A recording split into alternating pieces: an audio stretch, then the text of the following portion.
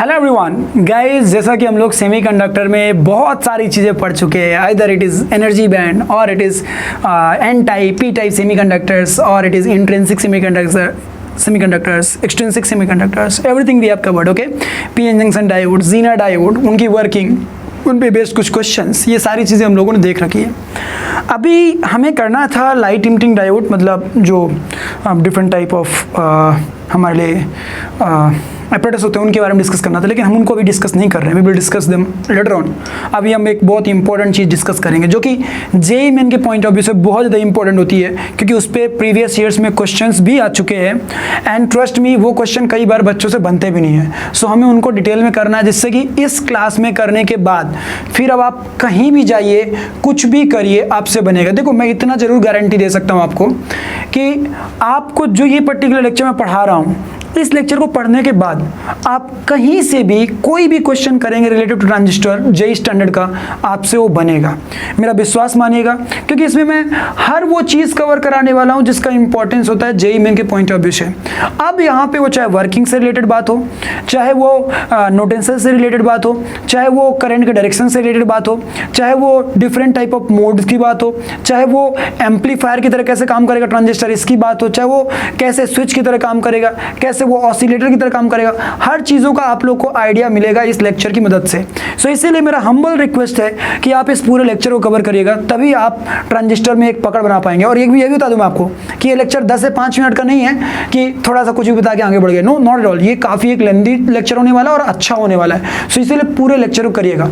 और यदि चैनल पर नए हैं तो चैनल को सब्सक्राइब कर लीजिएगा, क्योंकि ऐसे ही ढेर सारे वीडियोज़ आप लोग को इस चैनल में मिलते रहेंगे। ओके गाइस, सो चलिए अपन स्टार्ट करते हैं। वीडियो को लाइक कर लेना और बच्चा पार्टी, ठीक है।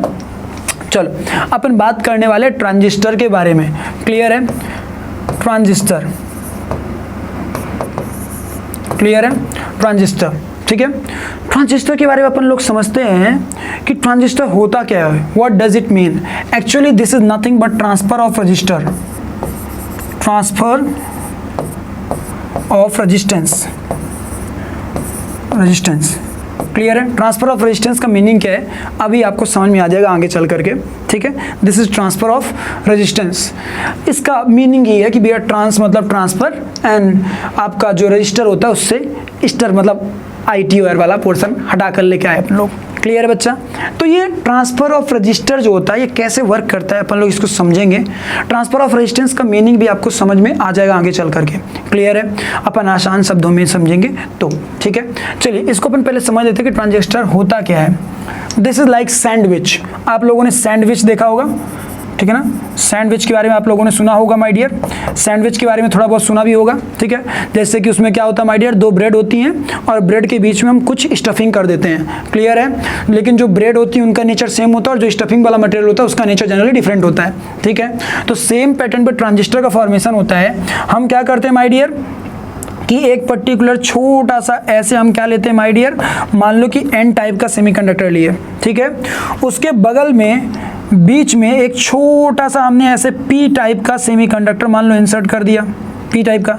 और उसके बाद फिर से हमने क्या किया माय डियर, N टाइप का एक बड़ा सा ऐसा सेमीकंडक्टर लिया, ठीक है। N टाइप का बड़ा सेमीकंडक्टर लिया और एक तरह से देखा जाए तो यहाँ पे क्या है माय डियर, N और N के बीच में P है, P की स्टफिंग की गई है। मतलब 2 डिफरेंट N टाइप्स के हमारे सेमीकंडक्टर्स थे जिनके बीच में P टाइप के सेमीकंडक्टर की स्टफिंग की गई है। ये सब उतना इंपॉर्टेंट नहीं, इंपॉर्टेंट तो आगे चल करके आएगा, इसीलिए पेशेंस बनाए रखना है ना। और यदि आपको ये लगता है कि ये सब मेरे से बनता है तब भी कोई प्रॉब्लम वाली बात नहीं है, पढ़ना तब भी है, ओके। क्योंकि कई बार क्या होता है, हमसे लग रहा होता है कि अच्छा ये तो हमसे बनता है, कोई इशू नहीं है, लेकिन हमसे वो उतनी क्लियरिटी से नहीं बन रहा होता जितना कि होना चाहिए।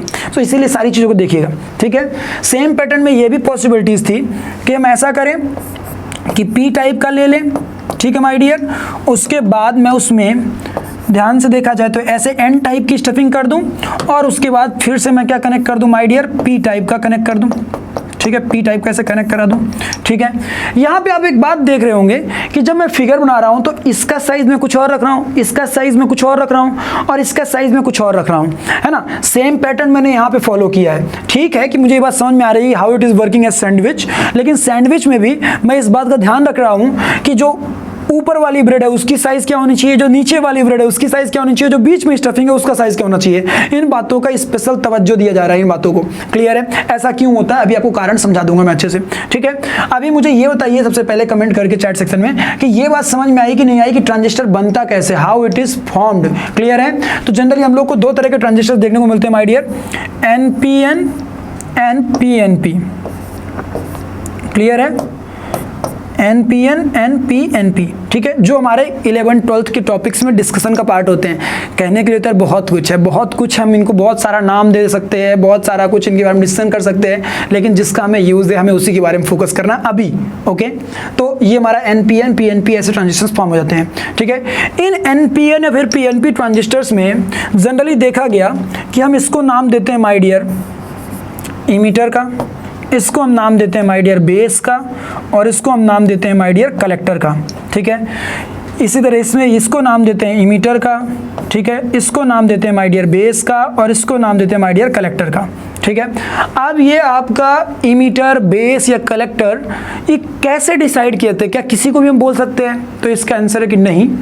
जो आपका इमीटर होता है, ठीक है ना, उसको हम मेनली एक तरह से source of majority charge carriers मान के चलते हैं। सो दैट्स व्हाई हम ट्राई करते हैं कि जो हमारा इमीटर हो वो हैवीली डोप्ड हो। हैवीली डोप्ड मतलब बहुत ज़्यादा उसमें डोपिंग की गई हो, जिसकी वजह से मेजर चार्ज कैरियर्स का जो डेंसिटी हो वो बहुत ज़्यादा हो। क्लियर है? तो अपना जो सबसे ज़्यादा हाई, सबसे ज़्यादा डोपिंग वाला जो पार्ट होगा that is treated as emitter. Clear है? जो अपना बेस वाला जंक्शन है दैट इज वेरी वेरी, मतलब आप ये मान सकते हो कि बहुत ही स्लाइटली इसको, मतलब बहुत ही कम डोपिंग होती है इसमें, बहुत ही लो डोपिंग। क्लियर है? Very fine doping. क्लियर है? मतलब बहुत कम, और इसकी जो थिकनेस भी होती है वो स्लाइस जैसे, मतलब कहने का मेरा मीनिंग है कि बहुत ही थिन होता है इन कंपेरिजन टू अदर्स। ठीक है, और ये एक तरह से बीच में स्टफ्ड होता है। ठीक है, so that's why it got named as base. ठीक है, सबका अपना काम है, सबका अपना काम है, क्या काम है आपको आगे चल के समझ में आएगा। ठीक है, क्योंकि वर्किंग इसी से समझ में आएगी ना आपको। और बात करते हैं ये जो आपका लास्ट में है कलेक्टर। कलेक्टर जो है आपका ना ही हैवीली डोप्ड होता है, ना ही बहुत कम डोपिंग होगी, एक मॉडरेट लेवल की डोपिंग होती है, और इसकी जो साइज रखते हैं अपन लोगों को थोड़ी सी बड़ी रखते हैं, लंबी रखते हैं। क्यों माय डियर? क्योंकि आगे चल के आप लोग पढ़ोगे कि इमीटर से आने वाले इलेक्ट्रॉन्स, मान लो कि इमीटर से आने वाले इलेक्ट्रॉन कहाँ पे आ रहे हैं माय डियर? मान लो कि कलेक्टर जंक्शन में आ रहे हैं। कलेक्टर का नाम ही क्यों पड़ता है? क्योंकि वो कलेक्ट करने वाला होता है, फाइनल इलेक्ट्रॉन्स को कलेक्ट करता है। इमीटर से निकलने वाले इलेक्ट्रॉन्स को क्या करता है माय डियर? वो कलेक्ट करता है। ठीक है ना, मेजर अमाउंट में। तो जो हाई एनर्जी के इलेक्ट्रॉन्स होते हैं जब वो आते हैं, कलेक्ट होते हैं, तो रिटार्डेशन पॉसिबल होता है, जिसकी वजह से कई बार हीट एनर्जी जनरेट होती है ना, और जिसकी वजह से इसके पिघलने के बहुत ज्यादा चांसेस होते हैं। तो अपन ट्राई करते हैं कि इसका लेंथ ज्यादा रखेंगे, तो कहते हैं ना कि भैया हीट एब्जॉर्ब करने की उसकी क्षमता भी उसी हिसाब से बढ़ जाएगी। Clear my dear? मतलब जो हीट आपकी जनरेट हुई होगी वो पूरे उसमें डिस्ट्रीब्यूट हो जाएगी। ठीक है ना, जिसकी वजह से अपना सिस्टम बर्न होने से या फिर उस चीज को आसानी से सस्टेन कर पाएगा। जैसे फॉर एग्जांपल आप लोगों ने गार्जियन ऑफ गैलेक्सी में एक मूवी देखी होगी, आप लोगों ने, हॉलीवुड की आई हुई थी, मार्वल की। ठीक है ना, उसमें क्या था, जब वो स्टोन को ऐसे पकड़ता है हाथ में तो वो पूरी एनर्जी उससे पास होने लगती है। तो एक टाइम ऐसा तो ब्लास्ट करने वाला होता है। ठीक है ना, क्विल। ठीक है तो वो क्विल था, कौन था वो, मुझे स्टार लॉर्ड जिसको बोलते थे। ठीक है, तो फिर क्या करता है, उसका हाथ, वो जो साला एक चूहा रहता है वो पकड़ लेता है, उसकी गर्लफ्रेंड हाथ पकड़ लेती है, फिर एक और उसका दोस्त जो होता है वो भी उसका हाथ पकड़ लेता है। ठीक है ना, अंटीना वाली लड़की उसमें मिलती है कि नहीं मिलती है? नहीं मिलती है। तो मतलब सब हाथ ऐसे पकड़ लेते हैं, तो सब में एनर्जी डिस्ट्रीब्यूट हो जाती है और वो ब्लास्ट होने से बच जाता है। जस्ट सेम कॉन्सेप्ट यहाँ पे कि लार्जर साइज रखने से जो हीट एनर्जी जनरेट होगी वो पूरे उसमें डिस्पर्स हो जाएगी, जिसकी वजह से ब्लास्ट होने के चांसेस कम हो जाते हैं, मतलब पिघलने के चांसेस कम हो जाते हैं। ठीक है, और अपनी हमारी जो ये ट्रांजिस्टर डिवाइस होती है ये एक तरह से सेव रह पाती है। ठीक है, तो कौन कैसे डिसाइड हुआ, as a emitter, as a base या फिर एज अ कलेक्टर, अभी आपको समझ में आया होगा। उनकी प्रॉपर्टीज क्या होती है ये भी आपको समझ में आया होगा। इनका नाम एनपीएन या फिर पीएनपी ट्रांजिस्टर्स क्यों पड़ता है, अभी आपको ये भी समझ में आ गया होगा। क्लियर है माय डियर?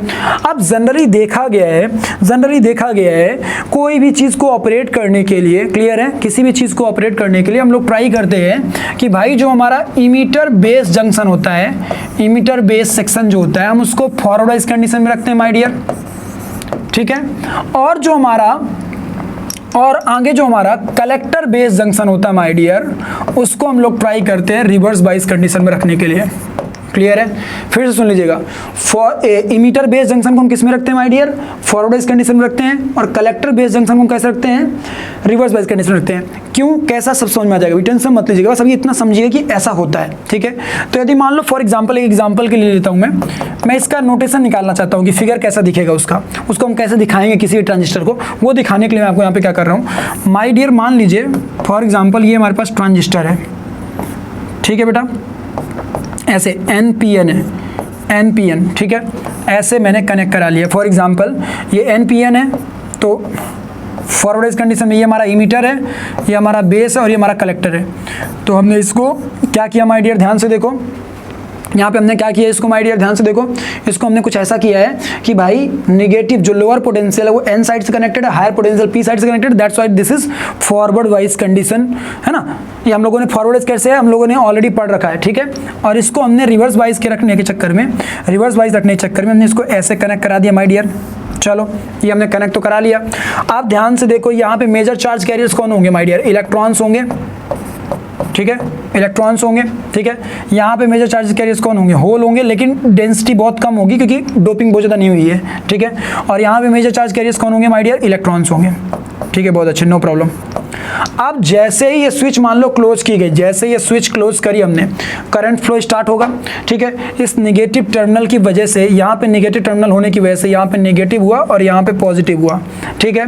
आप खुद इससे सोचना कि नॉर्मल कोई भी पीएन जंक्शन डायोड होता है और फॉरवर्ड वाइज कंडीशन में होता है, तो उस कंडीशन में माय डियर करंट हमारा कहाँ से कहाँ फ्लो करता है? आप याद करो, सोचो, जैसे एक नॉर्मल सा कोई भी पीएन जंक्शन डायोड है ऐसे, ठीक है, ये P साइड है और ये N साइड है, ठीक है।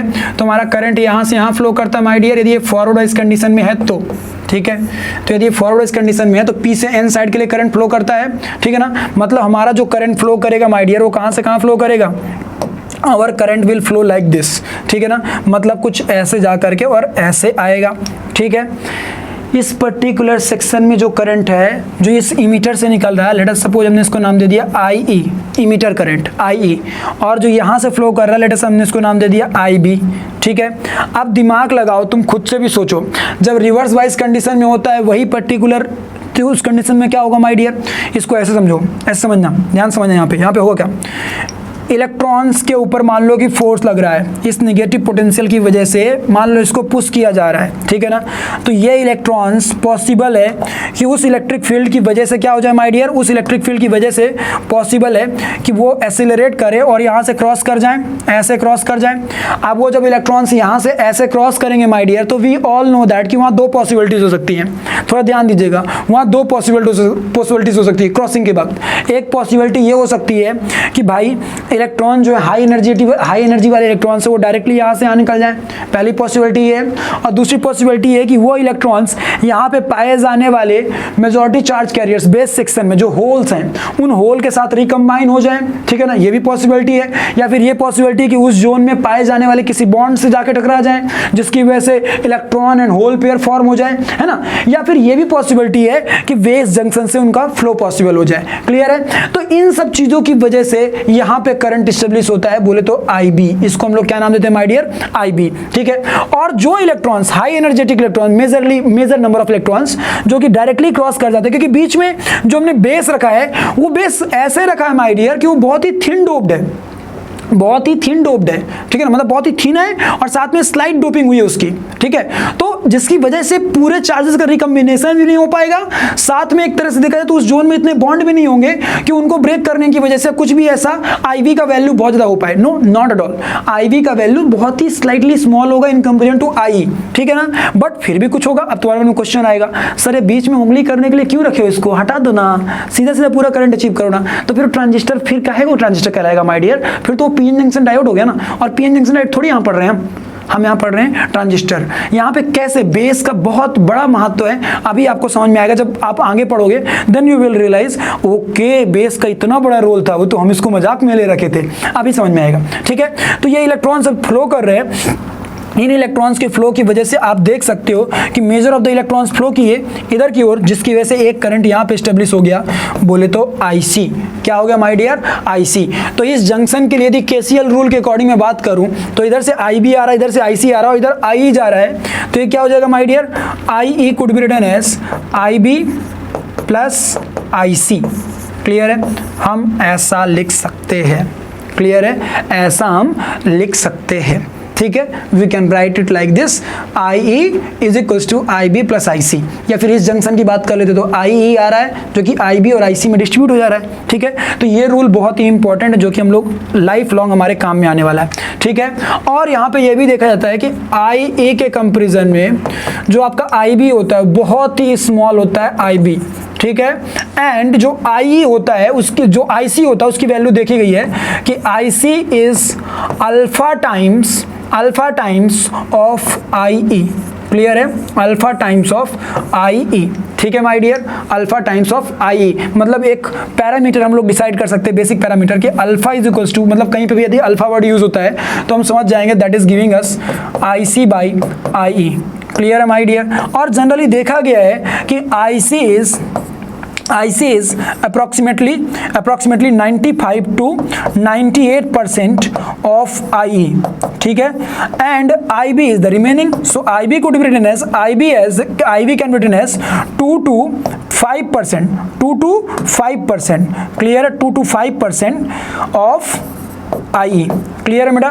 IE का अप्रोक्सीमेटली 2 से 5% कौन होता है? IB होता है, और IC जो होता है वो मेजर होता है। ऐसा क्यों होता है? Why it happens? उसके पीछे कारण मैंने आपको समझाया कि जो ये बीच में डोपिंग वाला पोर्शन है, जो बीच में स्लाइस डली हुई है, ठीक है कि वो एक अलग वहां पे मेजॉरिटी चार्ज कैरियर्स है जिसकी वजह से रिकॉम्बिनेशन पॉसिबल है, या फिर यही पॉसिबल है कि यहाँ से आने वाले हाई एनर्जेटिक इलेक्ट्रॉन्स इससे टकरा जाए माय डियर, और वहां पे भी नए होल और एक तरह से देखा जाए तो इलेक्ट्रॉन्स का फॉर्मेशन हो जाए, है ना, या फिर पॉसिबल है कि पाथ वो चेंज कर दे। मतलब देयर आर मल्टीपल पॉसिबिलिटीज जिनकी वजह से eight the end of day IB का फॉर्मेशन होता है। लेकिन वी ऑल नो दैट कि इसकी डोपिंग बहुत ही स्मॉल हुई है, एज वेल एज इसकी जो थिकनेस है बहुत ही स्मॉल है, जिसकी वजह से मेजर ऑफ द इलेक्ट्रॉन्स जो होते हैं ना वो यहां से निकलने के बाद डायरेक्टली कलेक्टर सेक्शन में चले जाते हैं। इसीलिए इसका नाम पड़ता है emitter because it has emitted. Okay, और इसका नाम पड़ता है collector because it has collected. Clear है? फाइनली उसने सारे इलेक्ट्रॉन्स को कलेक्ट किया, that's why got named as collector. Okay my dear, तो कलेक्टर और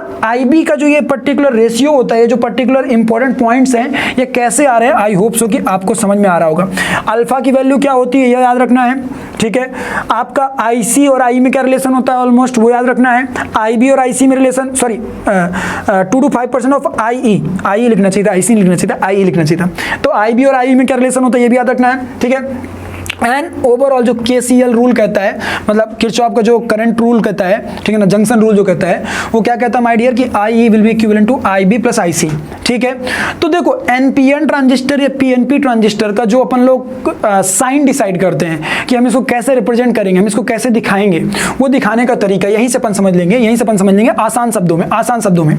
यहाँ पे क्या हो रहा माय डियर, यहाँ पे बेस की तरफ करंट आता हुआ महसूस हो रहा है इमीटर से, है ना।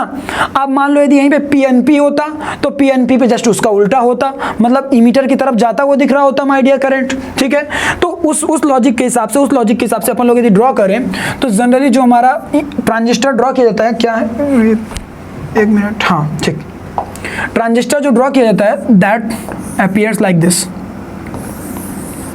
ठीक है, जिसमें कि ये हमारा सेक्शन जो होता है this is base, this is collector and this is emitter. So NPN के केस में कैसा दिखता है my dear, we all know that कि NPN के केस में ऐसा दिखता है जैसे कि इमीटर से बेस की तरफ करंट जा रहा हो। देखो ना माय डियर, तुम भी देख लो ना यार, ऐसे सो हो रहा है ना जैसे इमीटर से करंट आकर के बेस की तरफ जा रहा है। ठीक है, सो बेस्ड ऑन दैट हम इसको ऐसे दिखाते हैं। क्लियर है बच्चा party, we will show it like this. Okay, वहीं पे ये हमारा कौन सा हो गया माय डियर, NPN ट्रांजिस्टर हो गया। यदि यहीं पे PNP होता तो PNP केस में कैसे दिखाते माय डियर, PNP के केस में अपन इसको ऐसे दिखाते कि भाई PNP के केस में जस्ट अपोजिट दिख रहा होता है, ऐसे दिख रहा होता कि बेस से इमीटर की तरफ जा रहा होता, बेस से इमीटर की तरफ हमारा करंट जा रहा होता। तो PNP और NPN कैसे डिसाइड हुआ अभी समझ में आ गया। तो इन फिगर्स को देख करके अपन आगे चल के आइडिया लगा लिया करेंगे कि भाई दिस इज आइदर एनपीएन और पीएनपी ट्रांजिस्टर। अच्छा, मैं चाहता तो ये फिगर पहले ही आपको बताता, ठीक है ना, कि आप ऐसे इनको रिप्रेजेंट कर सकते हो, लेकिन मैं ये बताता तो फिर आप रट लेते। मैं नहीं चाहता था कि आप इसको रटे, दैट्स व्हाई मैंने आपको यहाँ पे ना ये महसूस कराया कि actually why it is happening and why it is looking like that. Clear है बेटा? तो अभी आई होप सो कि आपको ये बात समझ में आ गई होगी। एक अगला अपना एक और पैरामीटर होता है जिसके बारे में हम लोग को पता होना चाहिए, that is known as beta. Clear है? बीटा एक पैरामीटर होता है जिसके बारे में हम लोग को पता होना चाहिए ऑलवेज, क्योंकि इसका यूज आप लोगों को कई जगह देखने को मिलेगा आगे चल के। पावर गेन और फिर आपका करंट गेन और आपका वोल्टेज गेन, ये सारी चीजें आपको जज करनी पड़ेगी आगे चल करके, ठीक है ना। तो इसीलिए आपको बीटा के बारे में भी आइडिया होना चाहिए। Beta is what my dear? IC by IB। Clear है? जैसा कि हम लोगों ने पढ़ रखा है ऑलरेडी कि भाई alpha is what? Alpha is IC by I। In same pattern एक और पैरामीटर होता है जिसके बारे में हम लोग को पढ़ना है, that is beta. Beta is equal to क्या होता है my dear? IC by IB। ठीक है, तो अपन एक काम कराते हैं, इसको अल्फा के रिस्पेक्ट में अल्फा के कंपेरिजन में मान लो हम लेके जाना चाहते हैं, अल्फा के रिस्पेक्ट में लेकर फाइंड करना चाहते हैं, ठीक है ना। तो सोचो IE could be written as IC plus IB, ठीक है, and alpha is what my dear? IC by IB, sorry IC by IE, ठीक है, that is the value of alpha. अब आप एक काम करिए, जहां पे आपका IC है ना, वहां पे आप कुछ कुछ रिप्लेस करने की कोशिश करिए। When you will go for replacement you will come to know something, okay. और या फिर IB की वैल्यू पुट कर दीजिए, तो यहां से आ जाएगा my dear beta is equal to IC upon IB की वैल्यू पुट करिए, तो IB की वैल्यू कितनी हो जाएगी? IE माइनस IC, ठीक है, ये इमीटर करंट है, कलेक्टर करंट है। IC को रेशियो पे ले जाइए, तो यहाँ से बीटा की वैल्यू क्या आ जाएगी my dear? Beta will come out to be what? Beta will come out to be 1 upon IE upon IC, ठीक है, माइनस का 1, ठीक है। अब वी ऑल नो दैट कि IC बाई I क्या होता है? अल्फा होता है। तो अपन इसको रीअरेंज कर लेते हैं माय डियर। इसको जैसे ही रीअरेंज कराएंगे माय डियर, जैसे इसका रीअरेंजमेंट कराने अपन लोग जाएंगे, तो रीअरेंजमेंट कराते ही क्या आ जाएगा? ये आ जाएगा 1 upon IE by IC, that is 1 upon alpha minus 1, ठीक है। इसको आप सॉल्व करिए और रेसिप्रोकल लीजिए, मतलब इसका सॉरी इसको ऊपर भेजिएगा, तो आपका आंसर आ जाएगा overall alpha upon alpha minus 1, that is the value of beta. Clear है? तो ये रिलेशन भी आप लोग को याद रखना है, ये पैरामीटर भी याद रहना चाहिए। अभी आपके मन में क्वेश्चन आ रहा है, सर ये पैरामीटर क्यों आप पढ़ा रहे हैं? क्योंकि बेटा ट्रांजिस्टर के लिए इन पैरामीटर्स के बेसिस पे ही अपन लोग जज कर पाते हैं कि जो हमारा एक तरह से देखा तो बेस करंट है, या फिर जो हमारा इमीटर करंट है, या फिर जो हमारा कलेक्टर करंट है, इन सब में क्या रिलेशन है। That is judged on basis of what? On the basis of alpha और बीटा। दैट्स व्हाई हम वो पैरामीटर्स पढ़ते हैं, ठीक है। अल्फा की वैल्यू जो आप चेक करने जाएंगे, तो अल्फा की वैल्यू जनरली क्या आएगी? IC is generally less than I, ठीक है ना। तो we will come to know कि इसकी वैल्यू ऑलमोस्ट 1% से, मतलब 1 से कम ही आएगी, ठीक है ना। लेकिन वहीं पे जब आप इसकी वैल्यू करने जाएंगे, उसकी वैल्यू 1 से कम आ रही है, ठीक है। जब उसकी वैल्यू 1 से कम आ रही है, तो इस इक्वेशन में पुट करने जाएंगे, तो ये वैल्यू 1 से कम कुछ भी हो, मुझे फर्क नहीं पड़ता, ठीक है ना। देख लेना, मैंने कुछ उल्टा तो नहीं लिख दिया? हाँ, उल्टा लिखा ना यहाँ पे मैंने। अल्फा माइनस 1 नहीं होगा, 1 माइनस अल्फा होगा ना यार, ध्यान से देखो ना, क्योंकि अल्फा इधर गया होगा, तो ठीक है। तो देखो ये ओवरऑल वैल्यू जो है वो 1 से कम है। अब 1 माइनस समथिंग 1 से कम करके डिवाइड करा रहे हैं, तो something divided by less than 1, तो ऑब्वियस सी बात है वो वैल्यू बड़ी आती है। तो इसकी वैल्यू जनरली देखी गई है कि 50 से 100 के बीच में अपन को देखने की मिलती है। 50 से 100 के बीच में ओवरऑल वैल्यू आपको बीटा की देखने को मिलेगी, और अल्फा की वैल्यू आपको 1 से भी कम देखने को मिलती है। क्लियर है? तो अल्फा बीटा जो पैरामीटर्स हैं, नाउ आई होप सो कि आपके माइंड में एकदम क्लियर हो गए होंगे, और इनकी वैल्यूज क्या होती है, कैसे होती हैं, ये भी क्लियर हो गया होगा। एक बात बता दूं, कंफ्यूजन में कई बार अपन लोग जल्दीबाजी में IB अपॉन IC कर देते हैं। IB अपॉन IC मत करिएगा, IC अपॉन IB करिएगा। इसीलिए ये चीज आपको याद रहे, उसके लिए सबसे अच्छा तरीका ये होता है कि आपको ये रिलेशन याद रहे। ये रिलेशन यदि याद है तो आप उसके बारे में आइडिया लगा सकते हैं, या फिर वो रिलेशन याद है तो इसके बारे में आइडिया लगा सकते हैं। तो इनमें से कोई भी एक याद रखिए, लेकिन याद रखिए अच्छे से, ठीक है बेटा। तो अभी अपन को ये बात समझ में आया कि PNP या NPN ट्रांजिस्टर जो भी होते हैं, ठीक है ना, वो PNP ट्रांजिस्टर या NPN ट्रांजिस्टर्स को अपन लोग दिखाते कैसे, कैसे उनमें करंट का फ्लो होता है, कैसे क्या पूरी कहानी होती है, एक बेसिक्स तो अपन को समझ में आया रिलेटेड टू द ट्रांजिस्टर, ठीक है। अब जनरली देखा गया है माय डियर कि ट्रांजिस्टर जो होता है, इसमें हम लोग डिफरेंट टाइप्स की कैरेक्टरिस्टिक पढ़ते हैं, जिनको हम लोग बोलते हैं इनपुट कैरेक्टरिस्टिक, या फिर आउटपुट कैरेक्टरिस्टिक, या फिर म्यूचुअल कैरेक्टरिस्टिक। इनके बारे में अपन लोग को एक एक करके पढ़ना है, ठीक है। उनके बारे में अपन लोग पढ़ेंगे और साथ में अपन लोग ये भी पढ़ेंगे कि जो ट्रांजिस्टर्स होते हैं इनको हम कई तरीके से यूज़ कर सकते हैं, लाइक कॉमन इमिटर मोड या फिर कॉमन बेस मोड या फिर कॉमन कलेक्टर मोड, ठीक है ना। बाय द वे जनरली जो हम यहाँ डिस्कस करने वाले हैं that will be like common emitter mode. Okay my dear, चलिए तो अपन थोड़ा सा ध्यान से देखेंगे जिससे कि अपन को चीज़ों में और क्लियरिटी आए, ठीक है। थोड़ा ध्यान से देखेंगे, ठीक है। चलिए सबसे पहले अपन बात करते हैं, ठीक है, common emitter mode. Common emitter mode का मीनिंग क्या होता है, what does it mean. Common emitter mode का मीनिंग ये होता है कि हमारा इमिटर कॉमन होगा दोनों पर्टिकुलर सर्किट्स के लिए। तो जैसे मान लो ये हमारा कोई भी हमारा क्या हो गया, हमारा ये ट्रांजिस्टर हो गया, एनपीएन ट्रांजिस्टर है, तो ये कुछ ऐसा हो गया, ठीक है, लाइक दिस।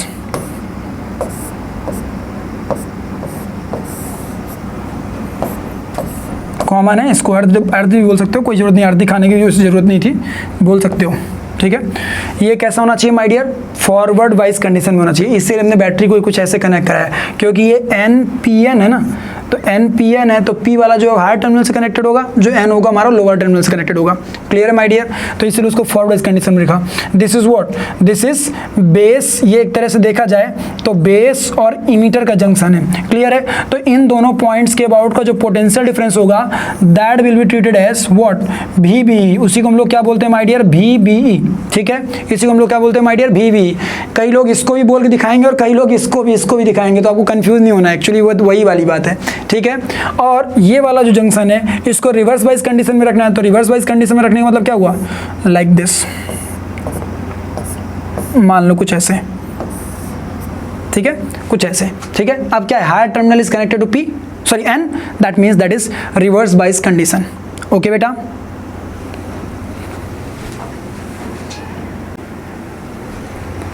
तो ये हो गए रिवर्स वाइज कंडीशन, ठीक है। अब अपन बात करते हैं कि इस कंडीशन में क्या होगा, तो इसके बीच का जो ये वाला पोटेंशियल डिफरेंस होगा, ठीक है माय डियर, ये वाला potential difference that is known as VC। Clear है, VCE, ठीक है ना, VCE, ठीक है माय डियर, VCE। लिखने को तो आप VEC भी लिख सकते थे, लेकिन VCE इसलिए लिखा because this terminal is at higher potential ना, and this is at lower potential, that's why we have written is VCE। Clear है बच्चा पार्टी, इसका भी ऐसे नाम क्यों पड़ा VE, क्योंकि this is at higher potential and this is at lower potential, ठीक है। And let us suppose this is the battery, ठीक है ना, तो इसको हमने नाम दे दिया VBB, ठीक है, एंड दिस इज VCC, ठीक है माय डियर, VCC हो गया अपना, ठीक है। तो ये हमारा कॉमन इमीटर मोड है। कॉमन इमीटर मोड का मतलब क्या हो गया, आप देख सकते हो जो आपको इमीटर जंक्शन है, जो अपना इमीटर जंक्शन है that is common to both circuits, okay, that's why this got named as what, common emitter circuit, ठीक है बच्चा। तो कॉमन इमीटर सर्किट कैसे होता है, ये बात क्लियर हो गई आपको। कॉमन इमीटर मतलब जब कॉमन इमीटर मोड में अपन रखते हैं किसी ट्रांजिस्टर को, आई होप सो क्लियर हो गया होगा। जब आप बात करें कॉमन बेस की, तो कॉमन बेस वाले में कैसा हो जाएगा माय डियर, कॉमन बेस वाला कुछ ऐसा हो जाएगा, मान लीजिए ये कॉमन बेस हो गया आपका, लाइक दिस NPN ये फॉर एग्जांपल NPN ये, तो this is P, this is N, this is P, ठीक है। ये NPN है आपका माय डियर, ध्यान से देखिए। तो NPN की कंडीशन में वी ऑल नो दैट कि ये आपका करंट आ रहा होगा, ठीक है, लाइक दिस। हम कैसा रखेंगे, इमीटर को और बेस जंक्शन को फॉरवर्ड वाइज कंडीशन में रखने की कोशिश करेंगे। तो जब फॉरवर्ड वाइज कंडीशन में रखने की कोशिश करेंगे तो फॉरवर्ड वाइज कंडीशन में क्या होगा माय डियर, ये जो हमारा N है वो लोअर पोटेंशियल से कनेक्ट होना चाहिए, तो बैटरी कुछ ऐसी कनेक्ट हो जाएंगे लाइक दिस, और इस बार ये अर्थ हो जाएगा क्योंकि this is common to all, ठीक है ना। फिर ऐसे इधर हो जाएगा। अब इस बार क्या हो जाएगा माय डियर, NPN है, तो ये N जो है वो हायर पोटेंशियल से कनेक्ट होना चाहिए, तो बैटरी इस बार ऐसी आ जाएगी लाइक दिस। क्लियर है, तो ये एक तरह का देखा जाए तो this is what, common base mode, ठीक है। कॉमन बेस इसका नाम क्यों पड़ा my dear, because base is common to them, okay, that's why, ठीक है। इसी तरह आपका कॉमन कलेक्टर मोड भी हो जाएगा। तो ये मोड समझना जरूरी था कि एक्चुअली ये मोड का मीनिंग क्या है, कि भैया जो बोल रहा है कोई कि कॉमन मोड या सॉरी कॉमन इमीटर मोड, या फिर कोई बोल रहा है कॉमन बेस मोड, तो इसका मीनिंग क्या था ये क्लियर होना चाहिए था, ठीक है। अब अपन ना इसके कैरेक्टरिस्टिक के बारे में बात करेंगे। तो चलिए मैं कॉमन इमीटर के लिए, कॉमन इमीटर मोड के लिए डिफरेंट टाइप ऑफ कैरेक्टरिस्टिक्स को ड्रॉ करने की कोशिश करूंगा। I will try to draw different types of common emitter mode, common emitter mode condition, okay. तो चलिए सबसे पहले बताते हैं अपन इनपुट कैरेक्टरिस्टिक, ठीक है बेटा, इनपुट कैरेक्टरिस्टिक बनाते हैं, ठीक है। थोड़ा ध्यान दीजिएगा, मैं दोबारा फिगर बना रहा हूँ जिससे कि चीज़ों में क्लियरिटी रहे।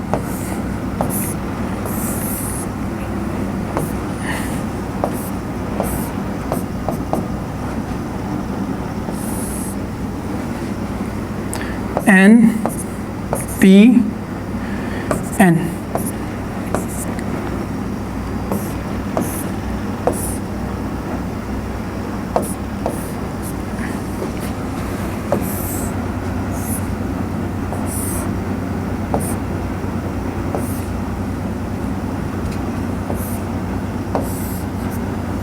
ठीक है, ये मान लीजिए हमारा सर्किट हो गया।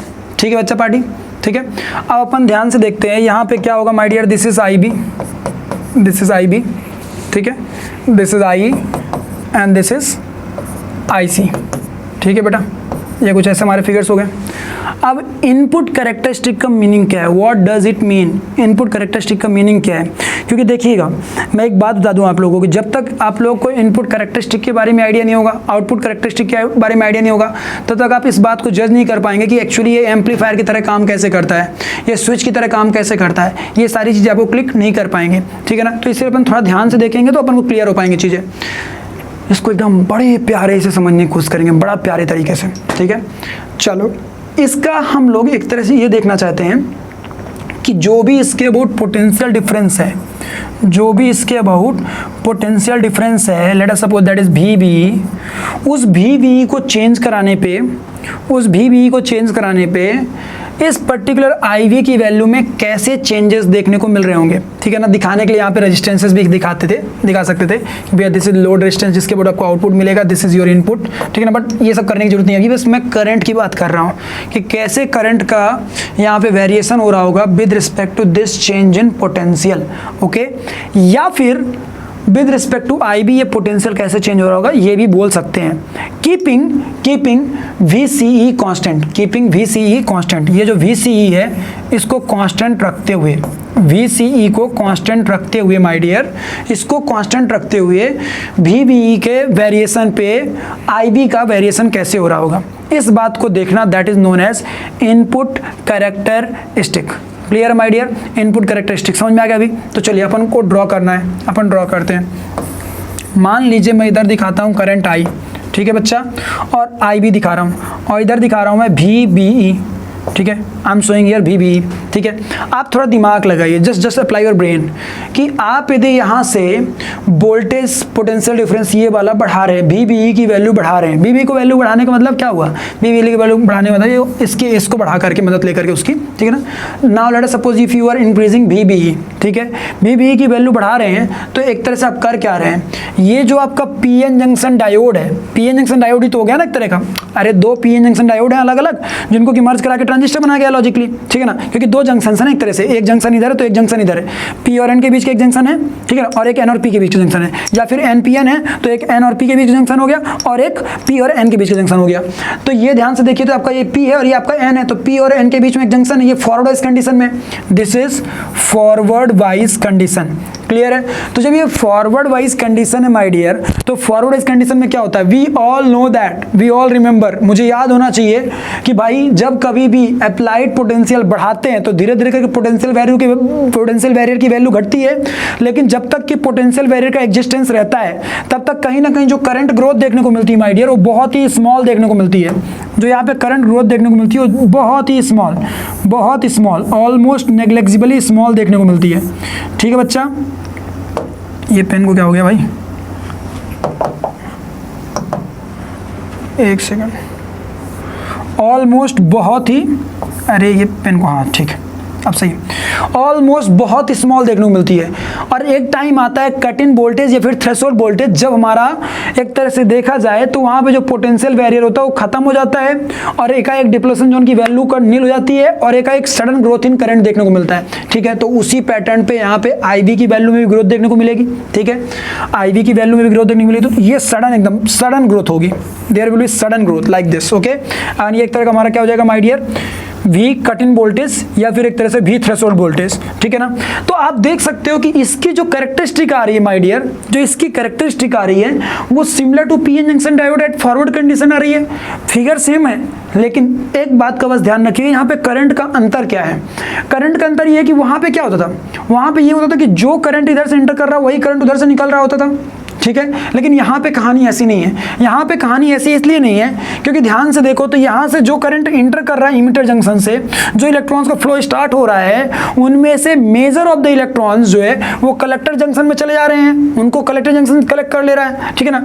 माइनर नंबर मतलब बहुत ही small number of electrons base current मतलब बेस करंट का कंट्रीब्यूशन दे रहे हैं, बेस करंट का एक तरह से देखा जाए तो मैन्युफैक्चरिंग कर रहे हैं, क्लियर है। सो इसीलिए हम ये बात बोल सकते हैं कि इसका मैग्नीट्यूड रिलेटिवली स्मॉल हो सकता है, बट आपको फिगर ऑलमोस्ट सेम देखने को मिलता है। फिगर ऑलमोस्ट सेम क्यों देखने को मिलता है माय डियर? क्योंकि देखो सिंपल सा लॉजिक है, ये एन और पी के बीच की बात है, एन और पी के बीच में कहीं ना कहीं पोटेंशियल बैरियर फॉर्म होगा। अब जब पोटेंशियल बैरियर फॉर्म होगा, हमने फॉरवर्ड इस कंडीशन में रखा, तो फॉरवर्ड इस कंडीशन में क्या होता है, डिप्लेशन जोन धीरे धीरे घटती है घटती है घटती घटती है, जब तक वो घटती रहती है तब तक there is minute increase in current due to diffusion of electrons. But when there will be no depletion zone और when the potential barrier becomes zero, at that condition एकदम सडन ग्रोथ होती है, मतलब डिप्लेशन जोन ऑलमोस्ट जब खत्म हो जाता है तो एकदम सडन ग्रोथ देखने को मिलती है, या फिर जो कट इन वोल्टेज अचीव होता है जो अपन लोग बोलते हैं, उस पर्टिकुलर कंडीशन में एकदम फटाक से अपन को इंक्रीज देखने को मिलता है, क्लियर है। क्योंकि उस कंडीशन में क्या होता है, जो डिप्लेशन जोन होता है या फिर जो पोटेंशियल बैरियर काम कर रहा था वो एक तरह से देखा जाए तो हाई एनर्जी वाले इलेक्ट्रॉन्स को रोकना ऑलमोस्ट बंद कर देता है, ठीक है ना। तो जिसकी वजह से सडन डिफ्यूजन स्टार्ट हो जाता है, तो जब सडन इंक्रीज इन करंट देखने को मिलता है। So this is our what IB, ठीक है। अब एक बात और आई है, यहाँ पे हमने बोला था कीपिंग VCE कांस्टेंट, VCE की वैल्यू को यदि मैं कांस्टेंट रख रहा हूं तो ऐसी कैरेक्टरिस्टिक देखने को मिल रही है। तो आपके मन में क्वेश्चन आएगा कि सर VCE की वैल्यू को घटाएंगे या बढ़ाएंगे तो इससे क्या होगा, what will happen due to this, ठीक है ना। मतलब VCE की वैल्यू बढ़ाने पे क्या होने की पॉसिबिलिटी है। तो ये आप लोग के लिए यहाँ पे एक छोटा सा एक तरह का होमवर्क हो गया, ठीक है ना, कि आपको ये सोचना होगा कि VCE की वैल्यू को चेंज कराने पे क्या होगा। बाय द वे मैं आपको एकदम क्लियरिटी देता हूँ, ठीक है ना, हिंट दे रहा हूँ तो आपको आइडिया लग जाएगा। VCE की वैल्यू बढ़ाने पे आपको देखने पे मिलेगा, यदि आप लोगों को नहीं बनेगा तो आप लोग मुझे जरूर कमेंट करके बताइए, मैं आगे चल के इसका एक्सप्लेन कर दूंगा। लेकिन ये आप लोग के लिए भी एक तरह का होमवर्क है कि आप लोग भी थोड़ा सा इन्फॉर्मेशन डिग करिए, ऐसा नहीं कि पका पकाया मिला खा लिया कुछ सोचे भी नहीं, ठीक है। जब VCE की वैल्यू बढ़ाएंगे तो आप लोग को देखने में मिलेगा कि जो आप लोग का डिप्लेशन जोन फॉर्म हो रहा है, ठीक है ना, वो बेस के एक साइड ज्यादा धंस जाएगा, जिसकी वजह से जो इफेक्टिव विड्थ अपन को देखने को मिलती है वो इफेक्टिव विड्थ घटी हुई देखने को मिलती है। और जब इफेक्टिव विड्थ घटी हुई देखने को मिलती है तो उसकी वजह से IB में भी आपको चेंजेस देखने को मिलते हैं, क्लियर है। मतलब IB की वैल्यू आपकी और इंक्रीज होती है, क्लियर है, क्योंकि डिप्लेशन जोन होती है जो ऑलमोस्ट घटी हुई महसूस होती है, ऐसा होता है। तो आप सोचिएगा, मैंने बाय द वे इसको पूरा एक्सप्लेनेशन नहीं बोल रहा हूँ और इसको 100% आप करेक्ट भी मत मानिएगा, मैंने आपको एक बस हिंट दिया है। तो फिर उस कंडीशन में आपका जो एक करंट होगा ना, ये कुछ ऐसे, समझ रहे हो ना, ऐसे, मतलब कट इन वोल्टेज तो वही आपका लाइक दिस, समझ रहे हो ना, मतलब ऐसे उठने लगता है, IB की वैल्यू भी इंक्रीज करने लगती है, ठीक है, VCE पे डिपेंड होकर के, ठीक है। तो ये आप लोगों को सोचना है, this is your input characteristic, ये हमारी क्या माय डियर, इनपुट कैरेक्टरिस्टिक, यही हमारी input characteristic for a particular NPN transistor. ये हमने शो किया है when it is at common emitter mode, clear है। हमने क्या किया माय डियर, हमने इस बात का ध्यान रखा है, we have kept in mind कि भाई VCE should be constant, then we have to draw the variation between IB and what, VBE, clear है। This is our what, input characteristic, clear है माय डियर। अब हमारे सामने अगला आता है आउटपुट कैरेक्टरिस्टिक, क्लियर है। आउटपुट कैरेक्टरिस्टिक के बारे में हम लोग को थोड़ा सोचना पड़ेगा, चलिए अपन इसके बारे में सोचते हैं। तो चलिए अपन लोग देख लेते हैं आउटपुट कैरेक्टरिस्टिक, ठीक है। Output characteristic is what my dear, output characteristic is variation of what, collector current IC with respect to VCE keeping what, IB constant IB के लिए, क्लियर है। For a given constant IB the drawing ऑफ IC with respect to what, VCE, ठीक है। चलिए थोड़ा ध्यान से देखेंगे, अपन फिगर पे लौटें तो अपन को समझ में आएगा। फिगर पे लौटते हैं अपन लोग, ठीक है, थोड़ा ध्यान से देखिएगा, ठीक है ना, बहुत मज़ेदार है। यदि ये बताइए, यदि मैं VCE की वैल्यू को इंक्रीज कराता भी हूँ, ठीक है, तो जैसा कि वी ऑल नो दैट ये VCE किसके बीच का पोटेंशियल डिफरेंस है माय डियर, थोड़ा ध्यान दीजिएगा। ये VCE पोटेंशियल डिफरेंस किसके बीच का है, इसके और इसके बीच का है, मतलब आपने एक तरह से देखा जाए तो कलेक्टर और इमीटर के बीच का है, ठीक है। अब मान लो कि इसके बीच का जो भी पोटेंशियल डिफरेंस रहा हो, आई डोंट केयर, ठीक है ना, मुझे इसके अबाउट का पोटेंशियल डिफरेंस पूछना है, ठीक है ना, कि बेस एंड व्हाट, अपना जो कलेक्टर है उसके बीच का जो करंट है हमें वो पता करना है, वो पोटेंशियल डिफरेंस पता करना है, ठीक है। तो मैं एक बात तो आसान शब्दों में समझ रहा हूँ, कि ठीक है इसके अबाउट कुछ भी पोटेंशियल डिफरेंस रहा हो, लेकिन यदि हमारा ये सफिशिएंट पोटेंशियल डिफरेंस है VCE की वैल्यू, तो ओवरऑल जो हमारा ये पर्टिकुलर सर्किट है that should be in reverse bias condition. और रिवर्स बाइस कंडीशन में वी ऑल नो दैट कि होता क्या है, जो हमारा रिवर्स बाइस कंडीशन में करंट की जो ग्रोथ देखने को मिलती है ऑलमोस्ट नेग्लिजिबली स्मॉल होती है, डायरेक्शन अपोजिट होता है, ठीक है ना, नेगेटिव होता है, और वो ऑलमोस्ट चेंज नहीं होता है। ये कब पढ़ा था हम लोगों ने, जब हम लोगों ने याद हो तो PN या फिर NP ट्रांजिस्टर, जो भी हमारा PN जंक्शन डायोड था उसका जब अपन लोग पढ़ रहे थे तो ये कुछ ऐसा आ रहा था, याद है, कुछ ऐसा आ रहा था, ठीक है ना, मतलब कि बहुत ज़्यादा सडन चेंजेस देखने को नहीं मिल रहे थे, ठीक है, फाइन है, no problem with respect to change in VCE। लेकिन यदि मैं VCE की वैल्यू को बहुत ज़्यादा ही घटा दूं, क्लियर है, मतलब इसको मैं VCE की वैल्यू को बहुत ज़्यादा घटा दूं, ऑलमोस्ट मान लो मैंने VCE की वैल्यू को ऑलमोस्ट जीरो की तरफ बढ़ा दिया, ठीक है ना, मतलब जीरो करने की कोशिश करी, तो यदि मैंने VCE की वैल्यू को ऑलमोस्ट जीरो करने की कोशिश करी माय डियर, तो इसके अबाउट जो पोटेंशियल डिफरेंस था उसकी वजह से इसके अबाउट जो पोटेंशियल डिफरेंस हो जाएगा वो निगेटिव हो जाएगा, that will come out to be negative potential difference, ठीक है ना, क्योंकि जब तक वो पॉजिटिव था, when it was positive, it was at reverse bias condition, base and collector junction was what, at reverse bias condition। But यदि मैं VCE की वैल्यू को बहुत ही कम कर दूं, बहुत ही जीरो की तरफ ट्रेड करा दूं, ठीक है ना, ऑलमोस्ट टेंडिंग टुवर्ड्स जीरो, है ना, तो ऑलरेडी इसके अबाउट कुछ ना कुछ पोटेंशियल डिफरेंस था, ठीक है, तो this plus that was equal to the VCE, ठीक है। अब VCE की वैल्यू जीरो हो चुकी है and there is something this, तो सिंपल सा लॉजिक है, जीरो माइनस दिस करेंगे तो इसका पोटेंशियल डिफरेंस आएगा, that is showing negative potential difference. Negative potential difference होने का मतलब क्या हो गया कि भाई एन टाइप जो है वो नेगेटिव से कनेक्ट हो चुका है और जो हमारा पी टाइप है वो हायर पोटेंशियल से कनेक्ट हो चुका है, मतलब लॉजिकली हमारा ये फॉरवर्ड वाइज कंडीशन में आ चुका है। क्या हो चुका हो my dear, forward bias condition में आ चुका होगा। अब ध्यान से समझो, हमारा पीएन जंक्शन डायोड जो है, मतलब जो हमारा ट्रांजिस्टर कहां गया भाई, ये कहां गया रे, हाँ कहां गया, ये यहाँ पे आ जाओ। अब ये वाला जो जंक्शन है हमारा, मान लो कि ये फॉरवर्ड कंडीशन में आ चुका है, तो फॉरवर्ड वाइज कंडीशन आने का मतलब क्या हो गया, ये एक तरह से नेगेटिव टर्मिनल हो गया यहाँ पे, ठीक है ना, और अब यहाँ पे पॉजिटिव टर्मिनल हो गया। क्या ये फर्दर इलेक्ट्रॉन्स की इनकमिंग अलाउ करेगा?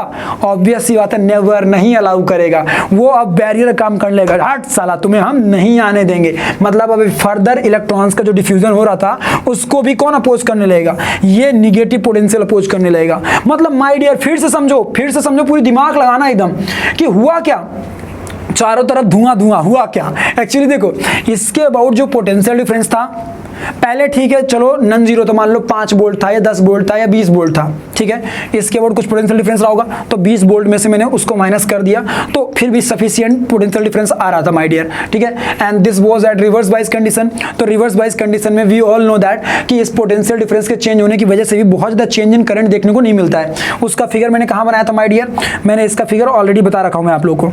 इसका फिगर मैं कहाँ बनाया, अभी बनाया ना, जस्ट कहाँ गया भाई,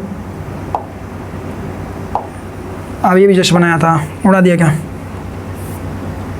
कहाँ बनाया था मैंने, मिटा दिया।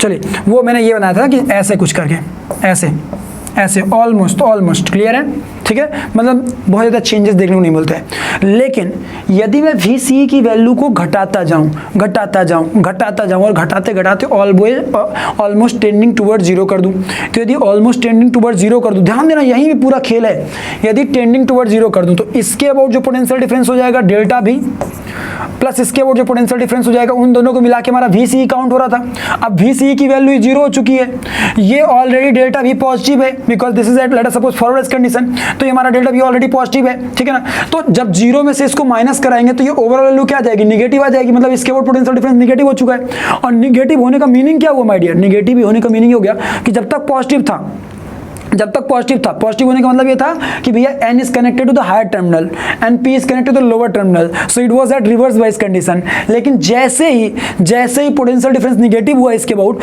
उसका मीनिंग क्या हो गया माय डियर? उसका मीनिंग ये हो गया कि now n is connected to the negative terminal and p is connected to the positive terminal, मतलब p is connected to the higher terminal and n is connected to the lower terminal. That means अब हमारा उस particular condition पे हमारा ये particular जो junction है, ये वाला जो पर्टिकुलर डायोड बन रहा है एक तरह का, वो रिवर्स वाइज कंडीशन से हट करके फॉरवर्ड वाइज कंडीशन में आ चुका है। और फॉरवर्ड वाइज कंडीशन में वी ऑल नो दैट कि यहाँ पे क्या होना स्टार्ट हो जाएगा, यहाँ पे क्या होना स्टार्ट हो जाएगा माय डियर? यहाँ पे कुछ ऐसा होना स्टार्ट हो जाएगा कि ये फॉरवर्ड वाइज कंडीशन में है मान लो फॉर एग्जांपल, तो भैया ये फर्दर इलेक्ट्रॉन्स की इनकमिंग को रोकेगा ना, वो फर्दर इलेक्ट्रॉन्स की इनकमिंग को रोकना स्टार्ट कर देगा, ठीक है ना, ये नेगेटिव टर्मिनल, जिसकी वजह से इसको हम लोग सैचुरेशन वाली भी स्टेज मानते हैं। क्लियर है? तो यदि अपन लोग पोटेंशियल वर्सेस करंट ड्रॉ करने जाएंगे माय डियर, ठीक है ना, तो ये जब इसका IC वर्सेस VC ड्रॉ करने जाएंगे तो ये ऑलमोस्ट कुछ ऐसा देखने को मिलेगा, मतलब बहुत ज़्यादा चेंजेस देखने को नहीं मिलेंगे, बहुत ज़्यादा चेंजेस देखने को नहीं मिलेंगे। लेकिन यदि एक पर्टिकुलर वोल्टेज से भी कम किए तो उस कंडीशन में यदि हमारा मान लो कि वोल्टेज घटेगा तो हमारा IC भी घटेगा, वो हमारी कौन सी स्टेज कहलाएगी माय डियर? सैचुरेशन वाली स्टेज कहलाएगी, ठीक है। ये पर्टिकुलर IB के लिए है। अब मान लो IB की वैल्यू को मैं चेंज कर दूं, लेट अस सपोज मैं IB की वैल्यू को चेंज कर दूं, मैं IB की वैल्यू को इंक्रीज करा दूं, ठीक है, मान लो मेरे मन में मेरा मूड है, मैंने IB की वैल्यू को चेंज करा दिया, तो क्या होगा? थोड़ा दिमाग लगाइएगा, थोड़ा दिमाग लगाइएगा, ठीक है। मान लो इस सर्किट में जाओ, मैंने IB की वैल्यू को इंक्रीज करी, तो IB की वैल्यू इंक्रीज करने का मीनिंग क्या है? तुम दिमाग लगा के सोचो। IB की वैल्यू इंक्रीज करने का मीनिंग ये है कि तुमने ये बोला है कि भैया इमीटर तुम कुछ ज्यादा इलेक्ट्रॉन्स रिलीज करो रे बाबा, क्योंकि हमको कुछ इलेक्ट्रॉन्स चाहिए रे, है ना, तभी तुम IB बनेंगे ना दादा। तो सिंपल समझो, मतलब ऐसा हुआ, मान लो मैंने गॉड को बोला कि मुझे ना 50,000 रुपये चाहिए, ठीक है, तो गॉड ये बात समझे, गॉड वॉज नोइंग दैट कि तुम्हें 50,000 रुपये चाहिए, लेकिन मुझे तो 5 लाख रुपए भेजने पड़ेंगे, क्योंकि बीच में कोई बिचौलिया होगा जो कि हो सकता है 4,50,000 रुपये खा ले, ठीक है। तो तुमने कहा कि ठीक है गॉड भेजिए, मुझे क्या इश्यू है, मुझे तो अपने 50,000 से मतलब है। लेकिन तुम ये बात भूल गए कि तुम्हें 50,000 देने के चक्कर में गॉड को किसी और पर्सन को 4,50,000 रुपए देने पड़ गए, मतलब कि तुम्हारे पैसों में 50,000 का यदि इंक्रीमेंट हुआ तो किसी और के पैसों में 4,50,000 का इंक्रीमेंट हो गया माय डियर।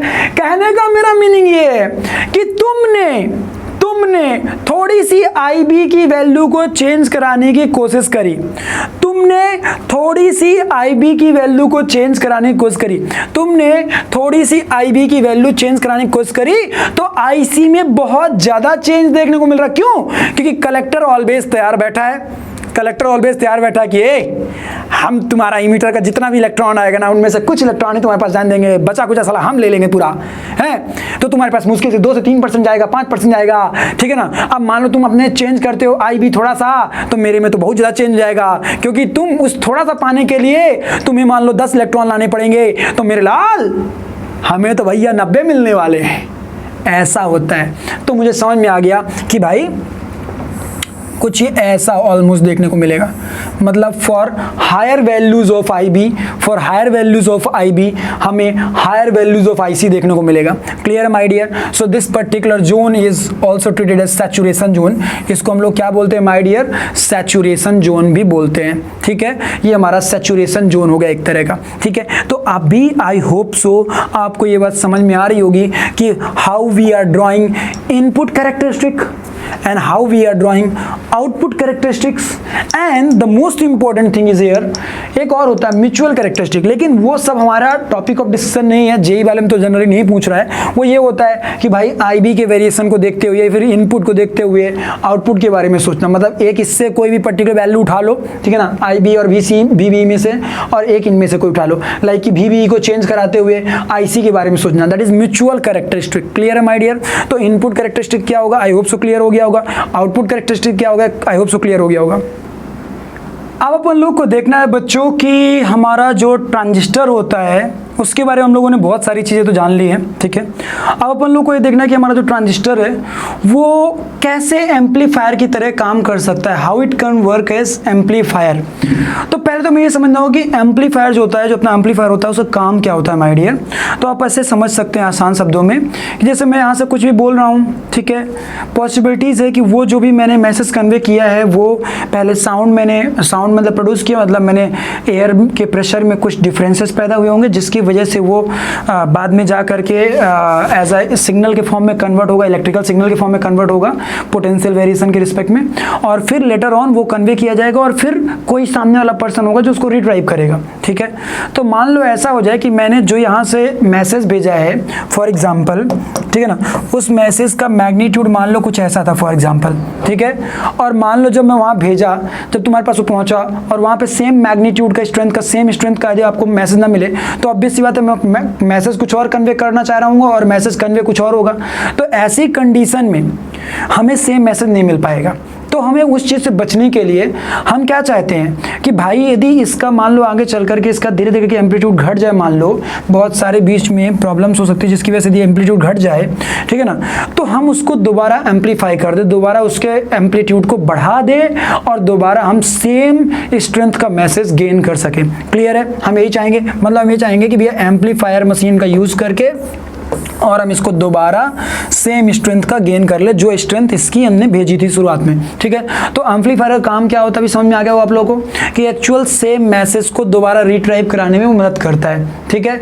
या फिर ये बोल दो कि जो आपने मैसेज भेजा है, जो आपने यहाँ भेजा हुआ है, उस पर्टिकुलर स्ट्रेंथ से यदि ज़्यादा स्ट्रेंथ बढ़ानी हो तो भी उसके लिए यूज़ कर सकते हैं, उसका एम्पलीट्यूड एम्पलीफाई करने के लिए, ठीक है। ये तो समझ में आ गया एम्पलीफायर का काम, ठीक है। ये कई जगह पे यूज़ होता है, ट्रांजिस्टर्स और बहुत सारे डिवाइसेस जो होती हैं उन सब में यूज़ होता है, ठीक है। अपन इसको ये समझते हैं कि ट्रांजिस्टर की मदद से कैसे एम्पलीफायर बनाया जा सकता है। We will try to learn that, okay. थोड़ा आप मेरे साथ ध्यान दीजिएगा। मान लीजिए कि हमारा ये सर्किट है, ठीक है my dear, this is our circuit, थोड़ा ध्यान दीजिएगा, ठीक है। ये हमारा सर्किट है फॉर एग्जाम्पल, एक सेकंड, ठीक है। ये हमारा लोड रेजिस्टेंस है। लोड रेजिस्टेंस मतलब जिसके अबाउट हमें आउटपुट मिलेगा, about this we will get output, for example output, ठीक है। दिस इज योर बैटरी, ठीक है, VCC, ठीक है my dear. This is your common emitter condition, ठीक है ना। NPN है, this is a kind of NPN, ठीक है ना। तो NPN के लिए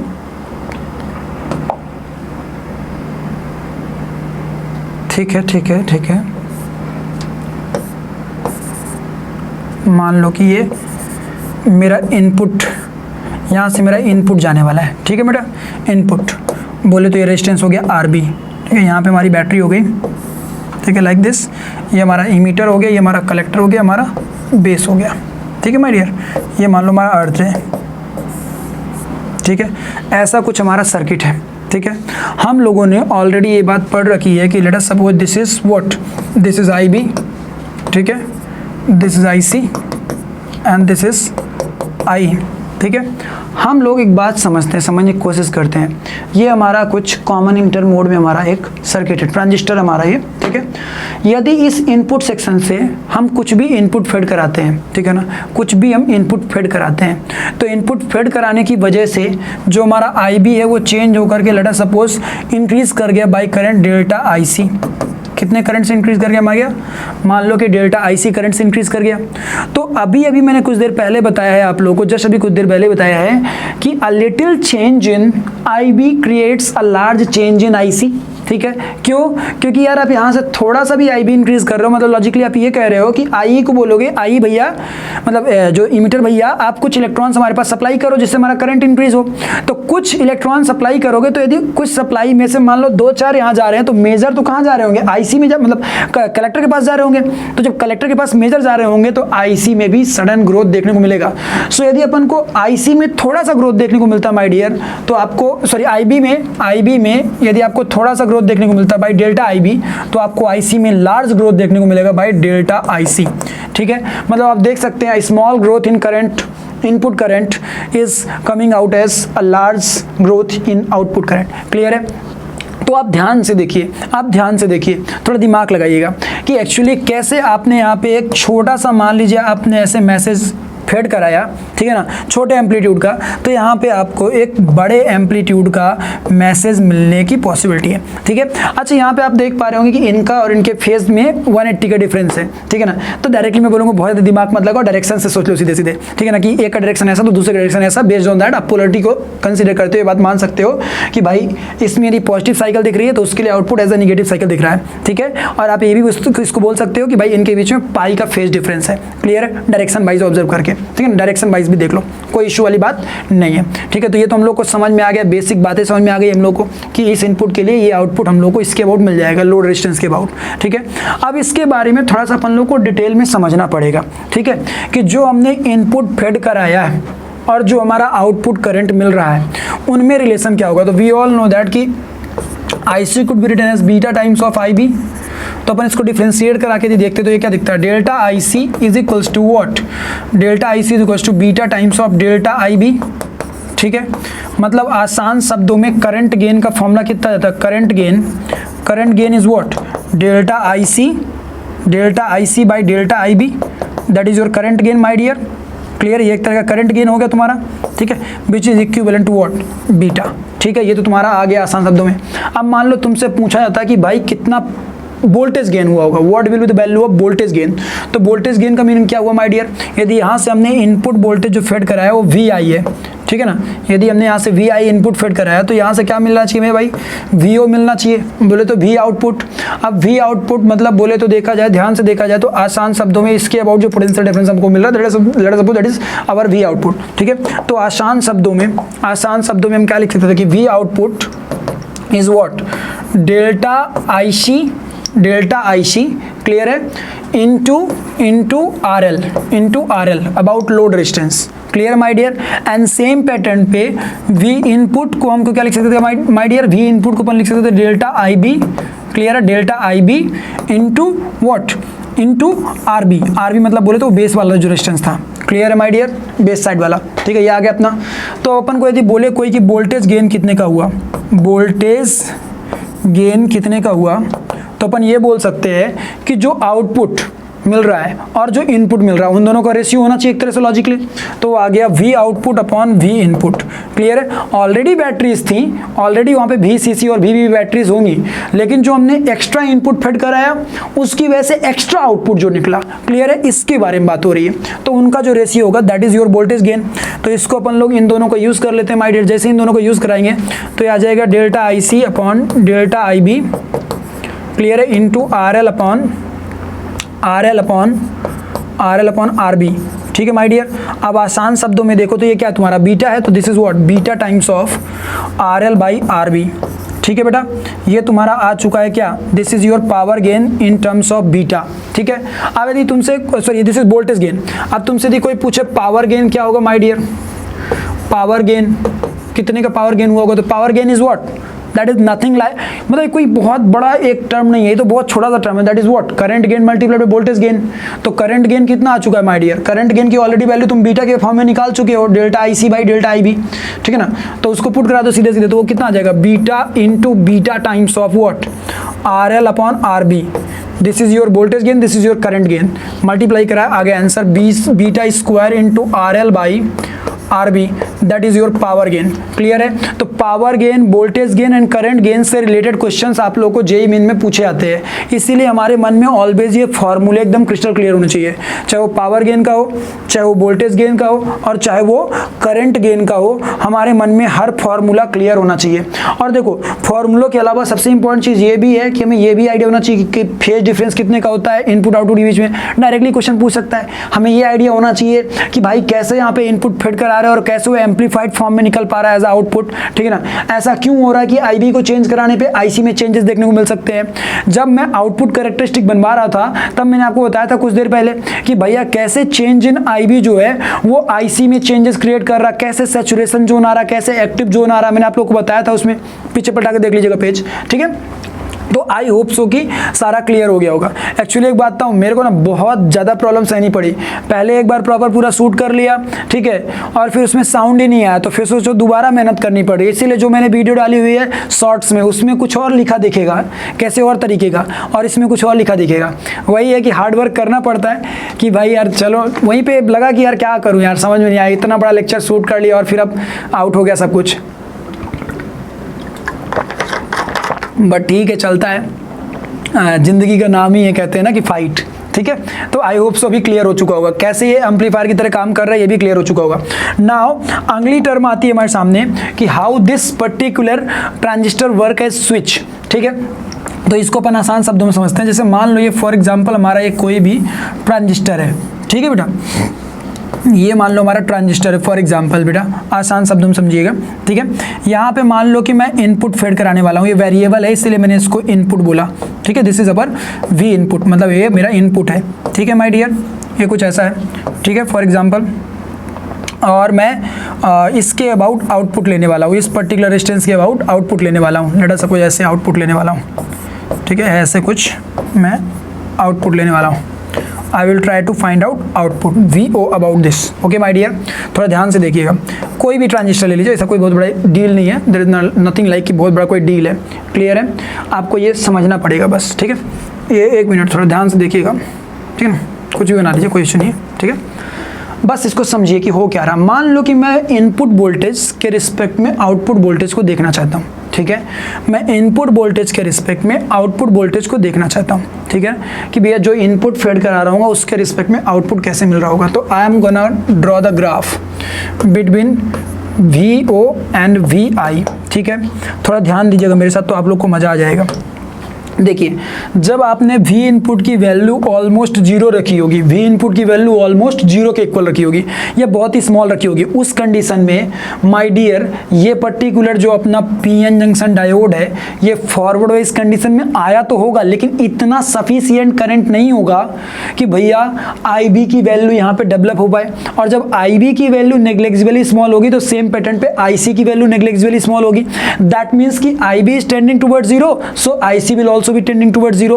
So if IC is tending towards zero, that means इन दोनों पॉइंट्स के अबाउट जो हमें पोटेंशियल डिफरेंस मिलेगा वो इसके बराबर ही मिल जाएगा, VCC के बराबर ही मिल जाएगा। लॉजिकली किसके बराबर मिल जाएगा माय डियर? VCC के बराबर ही मिल जाएगा, क्योंकि यहाँ से मान लो कि करंट जो तुम्हारा ऐसे फ्लो कर रहा है, कितना फ्लो कर रहा है मान लो IC के बराबर फ्लो कर रहा है, तो इसके अबाउट जो पोटेंशियल डिफरेंस लिखने जाते हैं VO इक्वल टू इन दोनों पॉइंट्स के अबाउट क्या लिखने जाते हैं माय डियर? वो लिखने जाते हैं VCC माइनस IC।